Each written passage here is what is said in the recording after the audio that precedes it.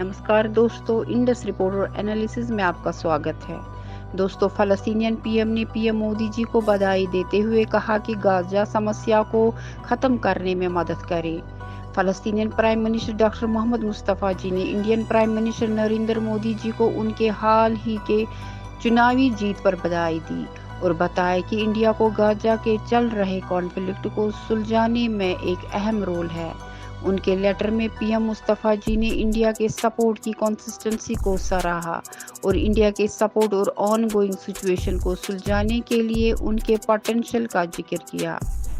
एक global leader और human rights और पीस को अहमियत देने वाले नेशन के रूप में इंडिया को गाजा में जेनोसाइड को ख़त्म करने में एक ज़रूरी रोल निभाना चाहिए।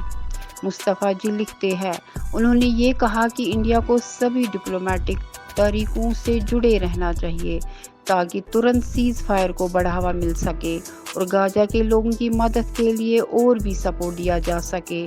उन्होंने कहा, इंडिया के लिए ज़रूरी है कि वो सभी पॉलिटिकल चैनल के इस्तेमाल करके तुरंत सीज फायर की मांग करे, गाजा में ह्यूमैनिटेरियन एड को बढ़ाए, इंटरनेशनल कम्युनिटी के साथ मिलकर फ़लस्तीनी सिविलियंस की सुरक्षा और रक्षा को सुधारने और होने वाले अत्याचार के खिलाफ खड़ा हो।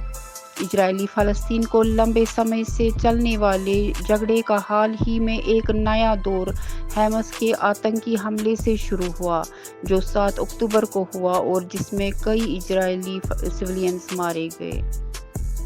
इजराइल ने इसके बाद गाजा में बहुत बड़े मिलिट्री ऑपरेशन शुरू किए हैं, जिसके कारण हजारों फ़लस्तीनियों की मौत हुई है, जिससे इंटरनेशनल लेवल पर ह्यूमन राइट्स की बुराई के खिलाफ आवाज़ उठी है। इंडिया ने हमास के हमले को निंदा करते हुए गाजा में सिविलियंस की मौत और वहां की गंभीर ह्यूमन राइट्स कंडीशंस पर भी चिंता जताई है और इंटरनेशनल कानून का प्लान करने की ज़रूरत को भी जताया है।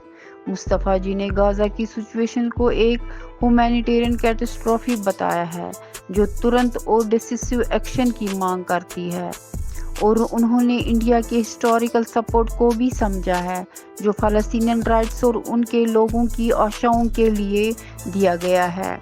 उन्होंने इंडिया की street fast support and solidarity को अप्रिशिएट किया है, जो कॉन्स्टेंटली फ़लस्तीनियन काज और फ़लस्तीनियन लोगों के राइट्स के लिए दिया गया है।